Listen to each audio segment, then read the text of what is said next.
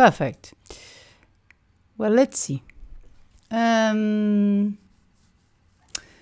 Let's start today with another counterpoint lesson. Why not? Yeah, while we're here.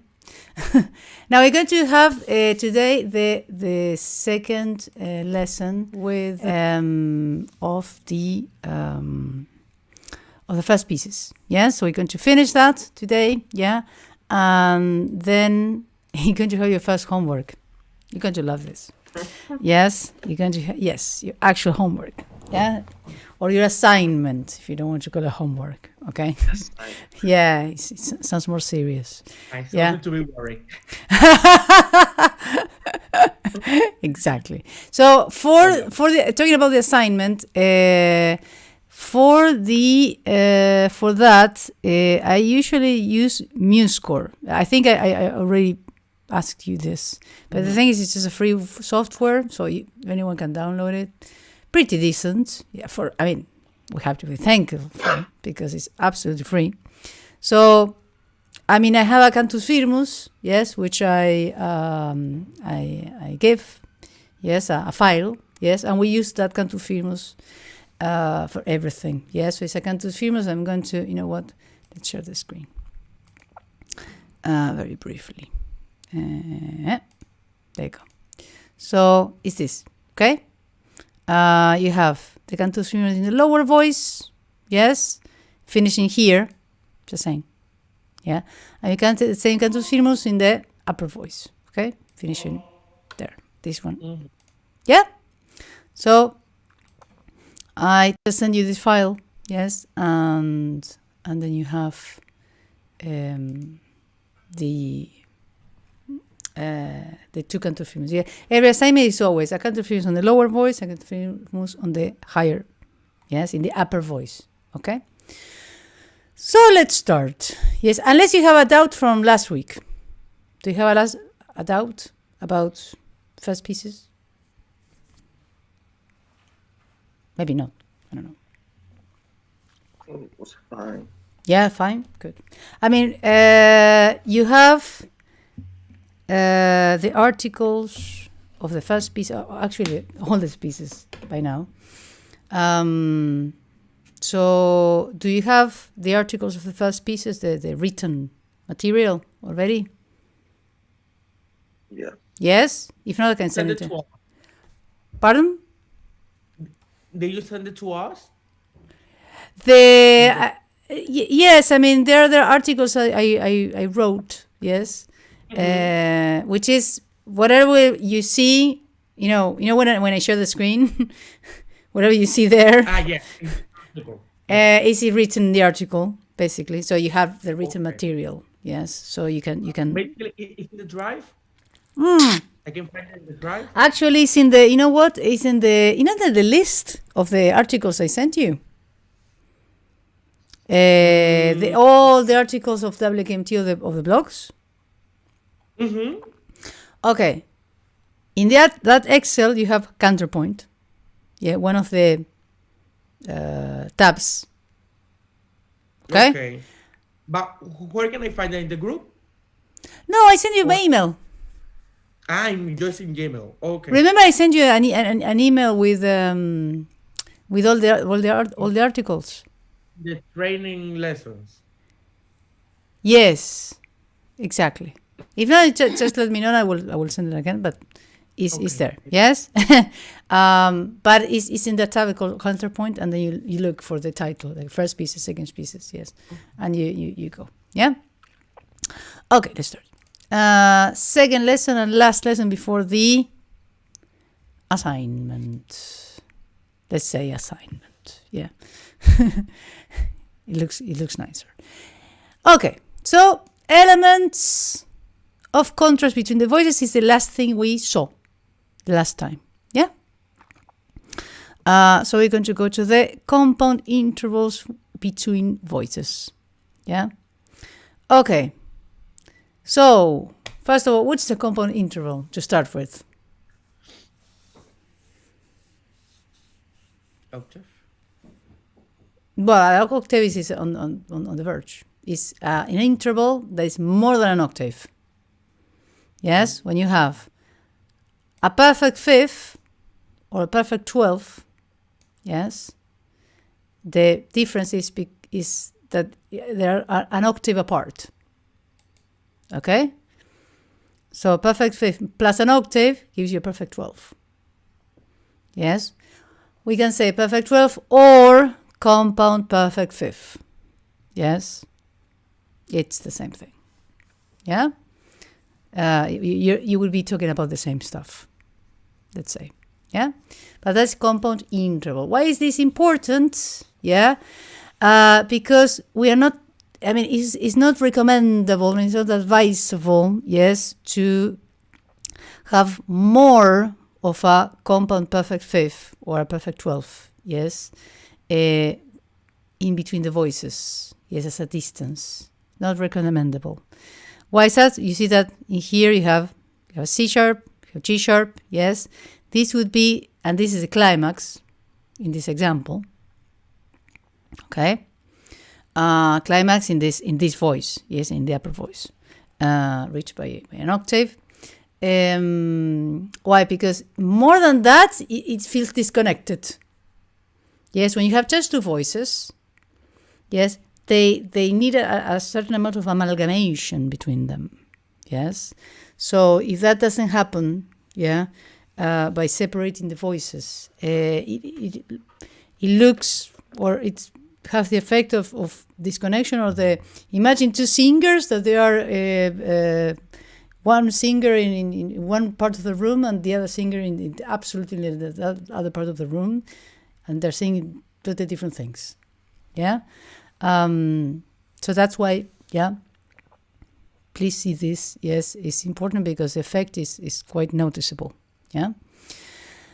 Unless you have a very good reason, but in an exercise of counterpoint first pieces, I don't think they have a very artistic reason to have, yes, more than a 12. Yeah, so for now, that. Yeah, so in this case as well, yes, the same thing. Now, let's see this example. Yes, let's see. Let's analyze it before we carry on. The cantus firmus in this key. This is on the bass. Okay, A major. Yeah. Now let me see. Let's say exercise correction or not exercise correction, because this is, it's well done. Yeah, there's no mistakes. Yes, we can discuss about, the options that the person who did it took, but it's not bad. Yeah, there's no mistakes. So cantus firmus on the bass.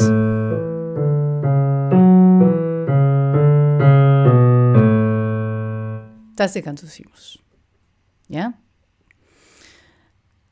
The free counterpoint on top. Yeah. Let me see which rules do you see that this person applied. Is that correct? Contrary movement. Okay.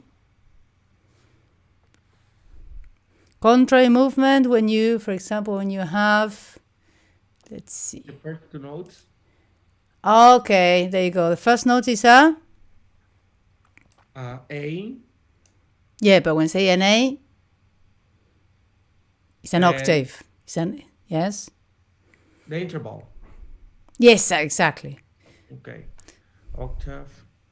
Mm-hmm. Yeah? So when we analyze in something, it says, yes, I mean, I know it's an A, we know it, yeah. But it's good to see the function, yes. First of all, it started,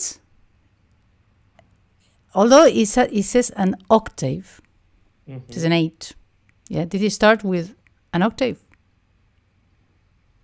Or a 15th? Yes, or a 5th. Yeah, you can start with an octave with a 5th, but in this case, this, it's the free counterpoint started an octave away from the cantus firmus, or a 15th away. 2 octaves, yeah. Sorry? 2 octaves. 2 octaves. There you go. Yeah. Yes. In this case, yes, at the beginning, because it's an octave, it's beginning, and it's perceived as one note. Yes, it's not perceived as a much of a distance. That's why you can get by. Yes, you can. That's why, yes, all the rules have its own way to navigate. Yes. For the first note, is it? Pardon? You can only do that on the first note. The first and the last notes are in, I mean, they're perceived as one. Right? So that's why it's a 15 away, because it's perceived not as two separate voices, because the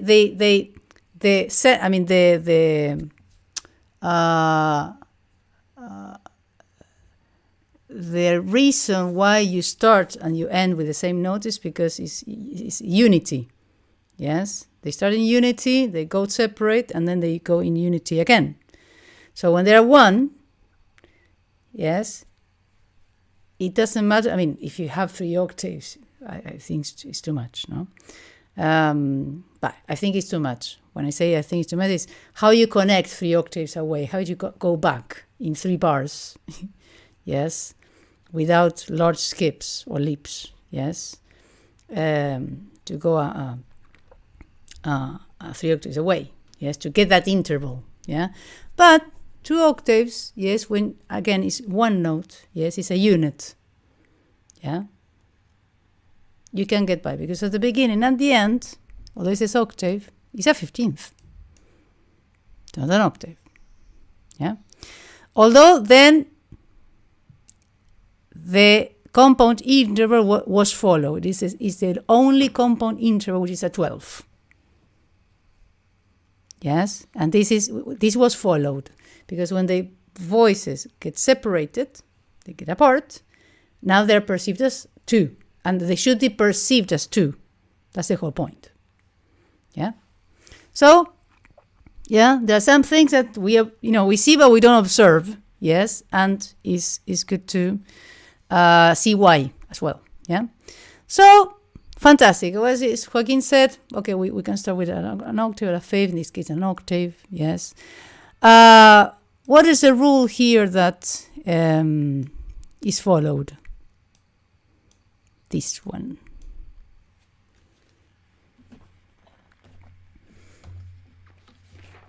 The cantus firmus, yes, beginning and endings. Yes, beginning and endings. The cantus firmus has to finish, yes, on the supertonic, the second degree, yes, to the first degree, and the free counterpoint has to finish from the leading note to the tonic in contramotion. Always. Okay. In 2 voices. Then later we'll see 3 voices, 4 voices. Yeah. Okay. But for now, yeah, you have to deal with it. Okay? Fantastic. All good? Can I ask a question? Yes. How do we know that the baseline is the cantus firmus given? No, the cantus firmus is pedagogical. I mean, historically, if you were, let's say you're composing something, yes, you will create your own line. You will give a cantus firmus, yeah. Oh.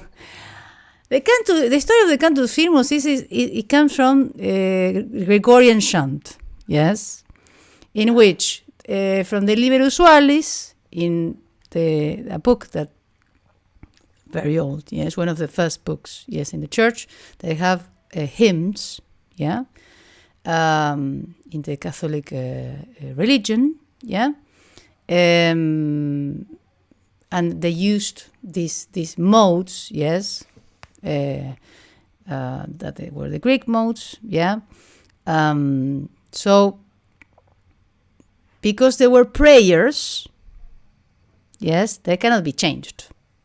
Yeah, it's like, yeah, Yeah, I don't know. It's like, and naturally they had, they had a melodic line, but they were prayers, so it couldn't be changed.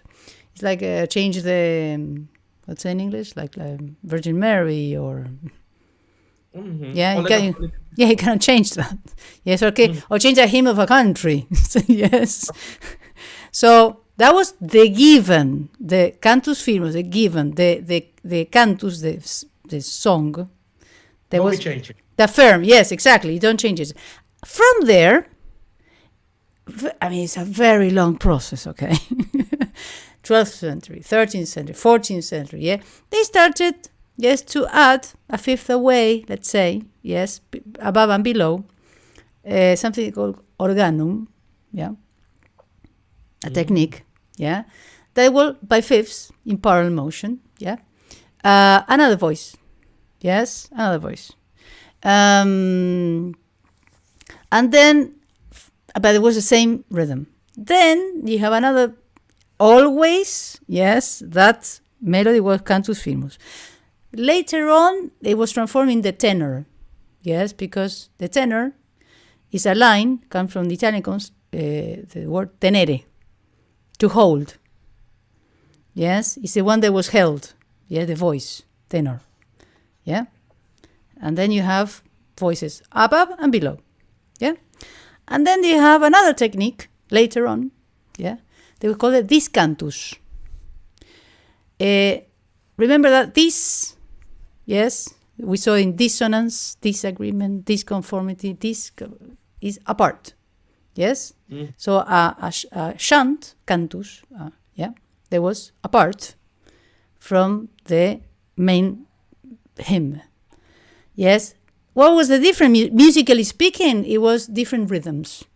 And that is very slowly the species, okay, that we know today started. They didn't call it species, okay? Nothing at all. Yeah, we are hundreds of years apart from the technique of the species, okay? But that's why still when the species, when the technique, okay, was crystallized, yes, was formalized, they said, well, you're going to always have a cantus firmus, yes, a given chant, and then from there you're going to elaborate another line, yeah. But the cantus firmus can be anything. Let's say that you have, I don't know, a fugue. Yes. Your cantus firmus is a theme, is a subject. Yes. And from there, a counter subject will be the free counterpoint. For example, yeah, just say. Or you have a theme and variations, yes, in which you have a theme, and then you add another voice, yes, to ornament that main voice, but the theme will be the cantus firmus, and your variation, yeah, it will be the or ornamented, melody, yeah, will be the free counterpoint. More or less clear? Yeah. Okay. Mm-hmm. Another thing, I think was Joaquin who said that, said contrary motion. The fifths, both of the fifths that you see here are taken in contrary motion. Okay, that's another rule that we have to see. Yeah. Another thing, one climatic note taken by leap. Another thing, yes, and once in the whole melody. And also the climatic note doesn't match the climatic note of the cantus firmus, which is the F sharp. Yeah? I'm going to clear this because it's becoming a mess. Yeah? Okay. Yeah? Another thing that I don't know if we have discussed, but, just at some point we're going to do it, so better do it now. after a large leap, yes, because this is a melodic rule that is observed even today, okay? After a large leap, when I say large leap is more than a fourth, fifth, sixth, yeah? Like, let's say fifth plus. We need a compensation of the leap, of the jump, by as a movement by step in the opposite direction of the leap. So this was the leap, is taken, if you see, yes, in a opposite direction by step, leap, and then opposite direction by step again. So please observe this rule. Yes, I think it became kind of a rule because you see that Mozart, Beethoven, Liszt, yes, contemporary composers, they're pretty. You're going to see this rule observed, yes, this common practice still today. Yes, you have A G G F A, yeah. So after a large leap, yeah, compensation. Fantastic, very good. Another rule is that you have thirds, but yeah, there was a rule about the thirds and sixths. Let me see if you can remember that.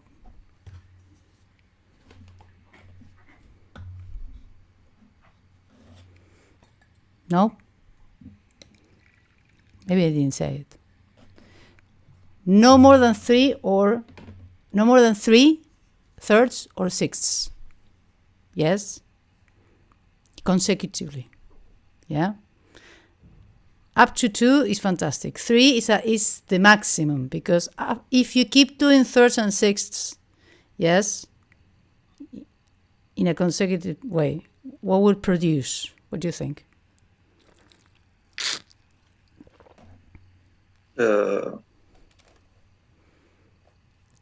If the voices march in parallel sixth,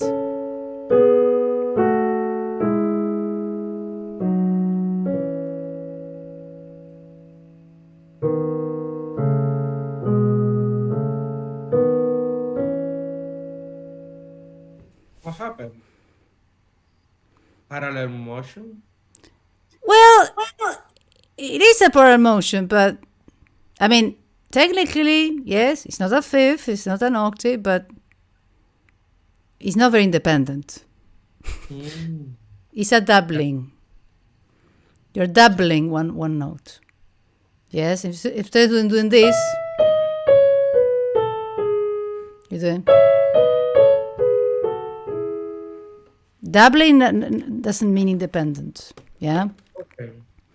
So you can. That's the main difference between when you see in a, for example, when you're analyzing an orchestral piece or an ensemble, yes, and you see the families, yeah, doubling, yeah. Let's say that the I don't know, the woodwinds, the flutes are doubling by 6, the violins, and 6, like this.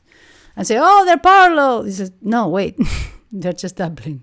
Yes, it's just it's an effect. Yes, it's to add texture. Yes, to for density. Yes, for density purposes. Yeah, there was a technique even. There was after the organum, by the way. Maybe someone knows it, called the Fabordon. Fabordon. Fabordon.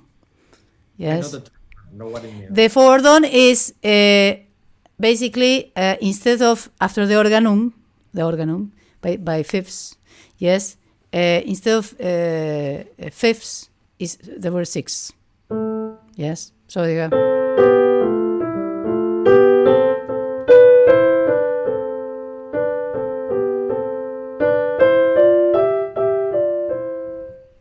Yeah, instead of doing this. They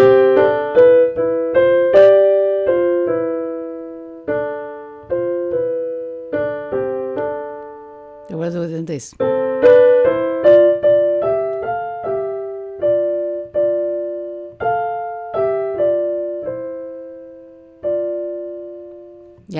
That's the difference. I mean, it's a huge difference in the history. Is the fa bourdon is the false how I say the false bourdon oops, I forgot. Bourdon, I don't know anyway. Is it French? Yeah. It's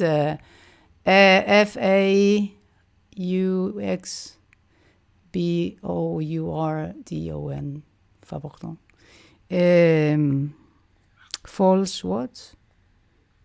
Okay, you know what? When I cannot remember, I cannot remember. So, when later on, when I'm thinking about other stuff, surely I will remember. So this is more or less the revision of the rules we have seen so far in an exercise, okay? And also, if you play the, and last but not least, if you play the free counterpoint,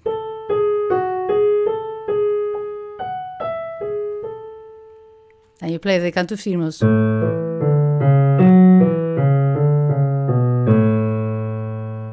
they're not the same.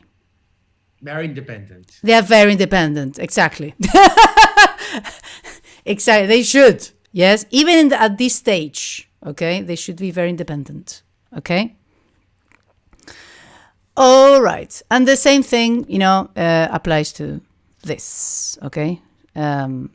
Fantastic. So, beginning and endings, there you go.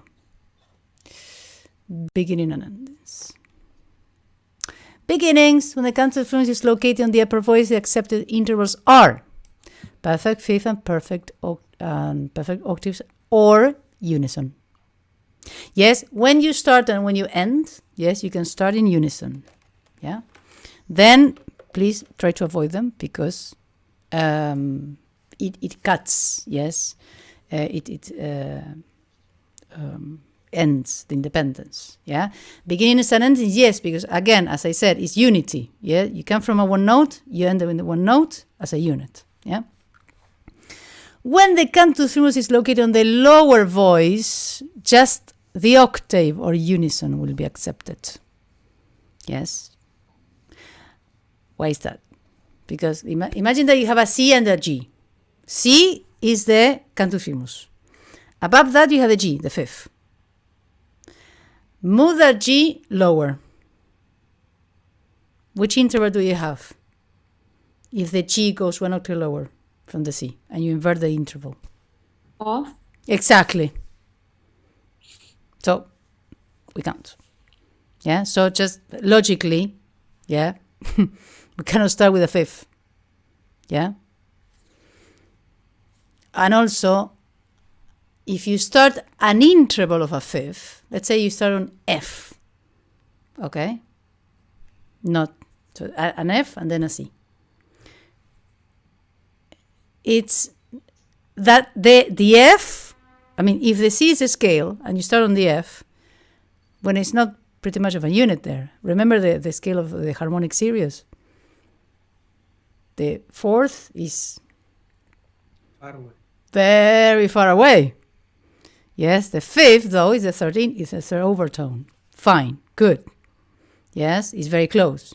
But the fourth, yes, is really far away. So nothing to do. You are not starting in unity, okay, at all.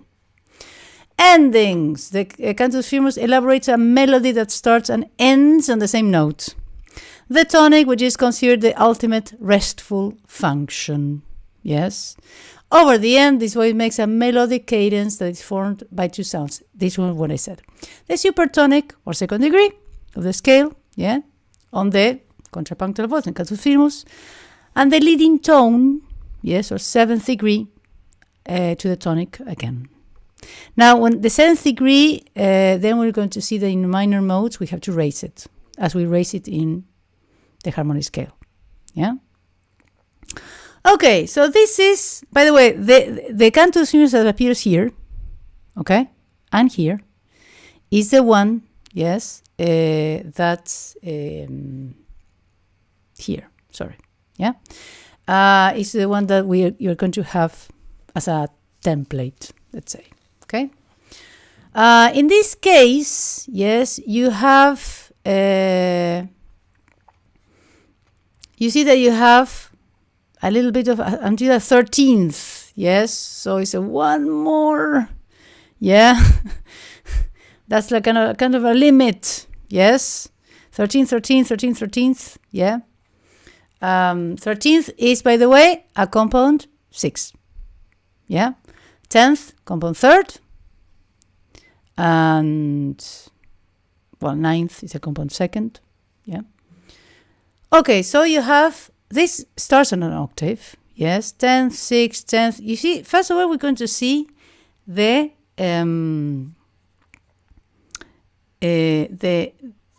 intervallic relationship, yeah. You start in 8th, 10th, 6th, 10th, 13th, 13th for the climax, yeah.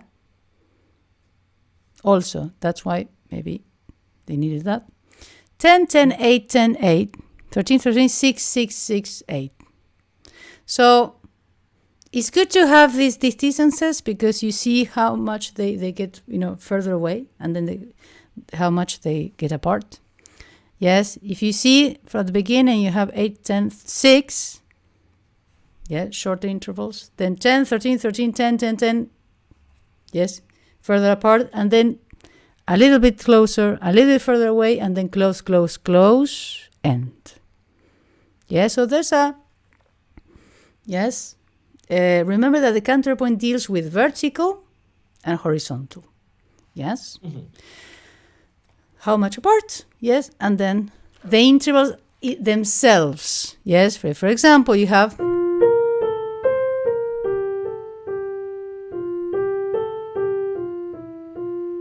yeah, now here, the climax is on C. I have a question about the climax. Yes. It's basically the highest note. Yes, it's the highest note in this case. Why is that? Because we don't have anything more. Yes, we have certain, we call contributing elements in music. We have 5. I don't know if I talked about this before. No. Okay. We have sound. Yes, which is, sound can be timbre, can be texture. Okay. We have melody. Yeah. We have harmony. We have rhythm. And we have what we call growth. That encompasses everything. So sound is the first one. Yeah, it's the one, even if you don't know anything about music. Yes, you can recognize, a voice from an instrument. Yes, the very basic one. The melody is the second in, in being basic. Yes, it's the primordial. Yes, we need to understand music. Well, generally we need a melody. Okay, generally we need a melody. There are a lot of music that it doesn't have a melody, yes, but let's say that to attract our attention as a listener, we need a melody. Then we're going to discuss what a melody is, but let's say that we understand. Harmony includes melody and sound. I mean, because a melody has a sound. When I say sound, it's a timbre. Yes, and a melody has an inherent harmony. So the harmony is including both so far. The rhythm connects all the above because you have the rhythm of the sound. Let's say if you're changing instruments, that has a rhythm. Let's say for a tutti and a sol in the Baroque period. Yeah. Tutti. Solo. Tutti, solo, tutti, solo. El concerto grosso, tutti, solo, tutti. So it has a rhythm. That has a rhythm. The rhythm, we call the surface rhythm, yes, which we call the note values, yes, that can expand or contract of a melody. And there is a harmonic rhythm as well, which is slower, but does happen. Everything is encompassed by the rhythm. Yeah. So you see that they're included. Yes. Yes, one is bigger, bigger, bigger, bigger, bigger. Yeah. So you have timbre. Yes, you have melody. You have. Yep. And the last one is the growth.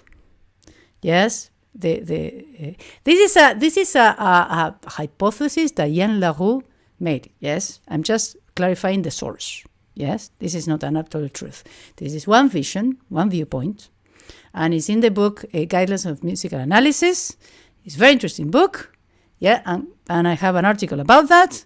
Put the 5 contributing elements in music. Yes, you can read about that. It's not that the ultimate truth. It's a vision which I consider to be very convenient. Yeah, and the fifth is growth, because the music, the piece, let's say, grows like a ping. Yes, they have components that they all come together and they relate to each other, and then how this music grows has two. The growth, has 2 ways: the movement and the shape. The movement is how you grow, or how you're starting from A to B. Let's say you're in a section and you're going to go to another section, or you're how you move from one melody that goes to the climax. So how you move, that's a movement. And the shape is how all these parameters align into one event that produces a shape. And the shape is only, at least on the listener, only realized after it happened. Yeah, so in retrospective, you've seen the movement, how you came to that point of the shape. It's like, he does a very nice parallel. It's like the ice skater, that you see him or her moving, but then you see the figure on the ice. In retrospective, you have seen the how they moved, the shape that they have done. And that is only by memory. Yes? Okay? So the climax, in this case, because we have one parameter, which is the melody, the pitch. Yeah, because the rhythm, we don't have. We don't have. We have a fixed, yes, element. Yeah? The sound, we have a fixed element. Yeah? Either voices or a texture, the same texture. So the only thing we have, to produce a climax is the melody, is the pitch. Yeah, so that's why counterpoint is very good to isolate and to see one single parameter at a time.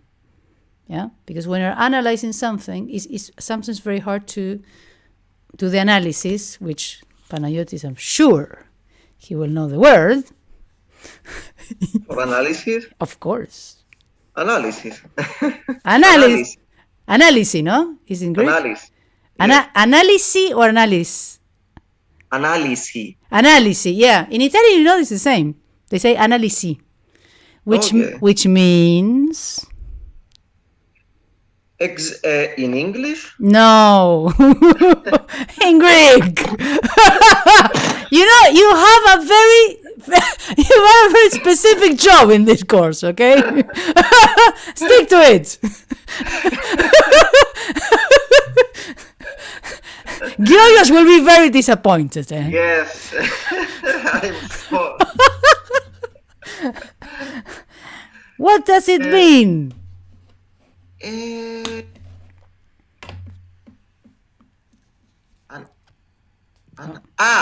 Okay. So Lisi is the solution. Right. The word Lisi. So analysis is 2 words combined, actually. Uh-huh. Exactly. It's from an and Lisi. So what is an? Yeah, I have got it. Okay. Fantastic. Thank you so much, Panayotis. Next time, come on. We need you to be on top. You're the Hellenic, ambassador, okay? Here. You have a presentation of the... So the climax, yes, is achieved by pitch, and also is in doing so, yeah. Two things are supposed to happen, or is best if they happen. One, if the climax is achieved by leap, in an ascending leap, like in this case. And two, the best way to reach a climax, yes, I'm not saying this is happening here, but the best way is to have subsidiary climaxes. Yes. And this is something that happens in music all the time. Let's say that you have, for example, in this case you have F, B flat, yeah? Compensation on the A, and then third to the climax. So the first point was B flat, then you have the C. Yeah, for example. Yeah.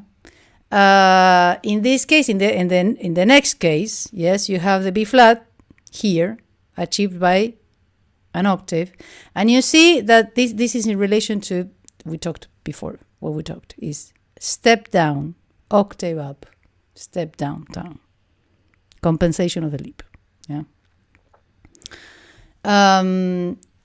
Fine. So you see that you have no more than 3/6 together, and especially, another observation I'm saying, towards the end, in which the voices are becoming, are going to unity. So it could be, not a bad idea to have, 3/3 or 3/6 in parallel. Why at the end? Then because we're getting together into one. Yes. Fantastic. And the octave is taken by contrary motion. Yes. Octave, contrary motion. Yes. So try the octaves on the fifth by contrary motion, because it's a motion that creates more independence. Okay. Remember that when you go to an octave and when you go to a fifth, you are not creating independence in the voices. Yes. Vertically speaking. So at least, yes, approach it, let's say, an interval is not very, independent, actually quite dependent, with an independent motion, which is contrary. Right? Fine. And then you have the same thing. Supertonic, the G, going to the F, on the cantus firmus, E, leading tone, leading, to the tonic. Yeah. And that's fantastic. Okay. Last thing, contrasting melodic lines and independence of the voices. Examples. Yeah. So we saw, in this case, for example, you have, let's see. Now you're telling me, yes, in this case you have a cantus firmus, which is in the lower voice, yes. And the free counterpoint on the upper voice. Yeah. So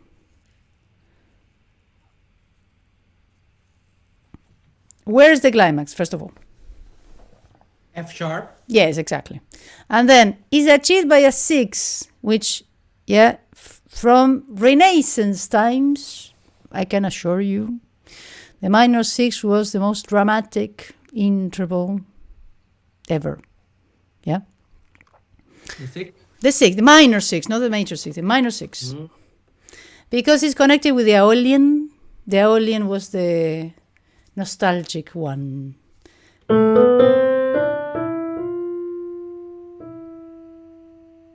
That minor 6 that you feel, it was like the one that breaks your hearts in the Baroque period as well. Yes, if you notice how many times, for example, in vocal and operas, yes, when they use the minor 6, yes. I mean, every time that you have a semitone, it drives you to down. I mean, it pulls you down. And then after the Aeolian has the first semitone from the second to the third. And then if you have crossed that one, and say, come on, more. Oh my God, another one. And then you're pulled again to the tonic. Yeah. It's like rhetoric, huh? Yeah. Yeah. The way the affects the music Exactly. makes you feel. Exactly. I mean, the modes, yes, have those. That's why they were had a specific, yes, specific characters or moods. Yes, the Dorian, for example, you have a major 6. It makes you go up, not down. Yeah. Da, da, da, da, da, da, da, da, da, da. The major 6. Da, da, da, da, da, da. You go, okay, let's go. Yeah. Let's go up. Yeah, but where the semitone is, yes, is the one. That's why the major the minor 6. So whenever you have something very dramatic, yes, you have a minor 6. But also you have the compensation. Yes, you have. Yeah, you have the compensation. Yes, of the leap. Yes, minor 6, major 6. Major 6 is not that dramatic, but is a good way to achieve a climax, by the way. Yeah. But if you want drama, I would suggest minor 6. Yeah. The other one, yes. In this case, you have brief.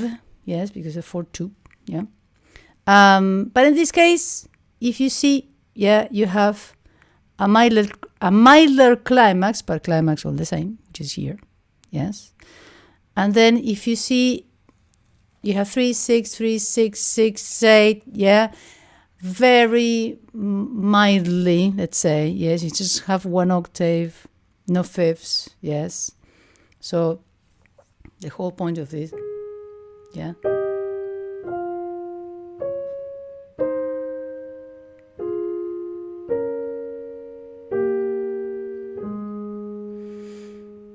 Pretty much connected. Yeah.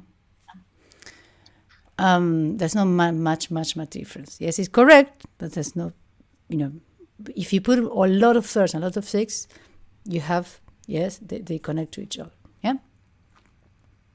More, yeah, than if you make octave, phase, third, 6. Yeah. Sometimes you have to compromise. Okay, just saying. Sometimes you cannot. Yeah. Why? Because that is what teaches counterpoint. You're always aware of the vertical aspect, but the horizontal aspect. Sometimes the melody, yes, if you have to decide, always the melodic component, the horizontal. Yes. So for the next week, yes, you have an assignment. Yes. You're going to be so happy.